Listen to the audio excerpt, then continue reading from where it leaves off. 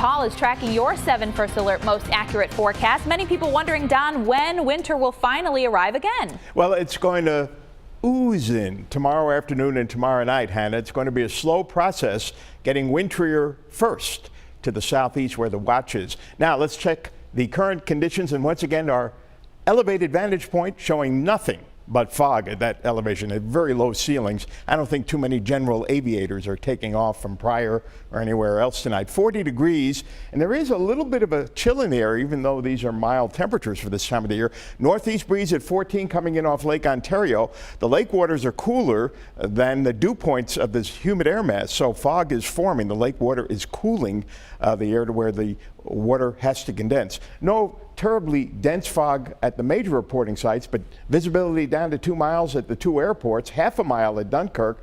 Then when we zoom in on the Niagara frontier and look at local dew points, we do have much reduced visibility up near Tonawanda Creek and in Williamsville, 2 miles, a little under 2 miles at Cheektowaga. And as the evening goes along, visibilities in some spots could come down to under 1/4 of an inch. What about snow accumulations? Well, I've taken pretty much weighted with the European model because it agrees with me pretty well. And I just wanted to show you that as far as the morning commute, no snow at all, of course. The afternoon commute will be fine. Wet roads in the Buffalo metro area and the suburbs, but by late tomorrow, the snow will be starting to pile up on the hills of Allegheny and McKean and Potter counties in southern Wyoming County. Then we get into the evening, and it looks to me like the bullseye would be at higher elevations, like the tallest ridge in the southern tier outside of Wellsville. Wellsville less than 10 inches, but you go up in the hills, we're looking at really water-laden snow. And by late tomorrow night, we could see about 1 to 3 inches in Buffalo, Niagara Falls, a little more in Orleans County and Genesee County. So the thruway will have some slush coming down if they're not salting. Now the severe weather in progress. This is what's called a PDS tornado watch, particularly dangerous situation that was issued about a half hour ago. It includes Tampa, St. Pete, Orlando, and Daytona Beach. This is a tinderbox situation in which the probabilities for damaging particularly violent tornadoes are elevated.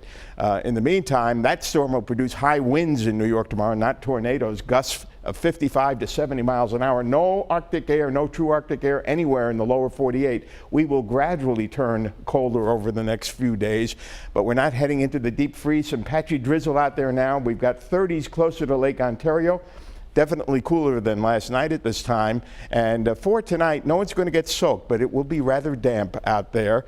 And we look at some patchy drizzle continuing late in the evening hours. The fog stays with us tomorrow. The breeze picks up. Rain slowly spreads north, but nothing going on in the morning commute. During the afternoon, the rain spreads north and turns to snow over the hills to the east and southeast. And so any slippery roads will be confined to the higher elevations. No problems in Buffalo. Later tomorrow evening, we're all in snow.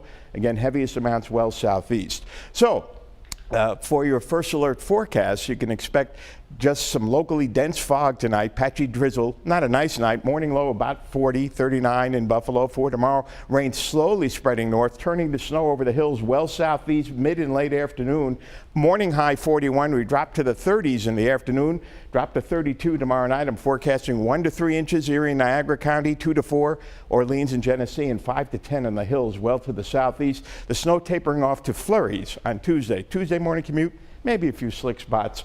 But no big problems. Wednesday, a few rain and snow showers as we move through the 7-day. Thursday, some snow showers in the hills. Won't stick in the metro area. Those temperatures are not ferociously cold, but by Friday and Friday night, we begin to see lake snow setting up mostly on the hills. And a cold weekend next weekend, but we've been colder than 32 or 30 many times this winter already. Yeah, we had a nice break. Thanks, yes. Don. Well, I'm starting to think about what I'm going to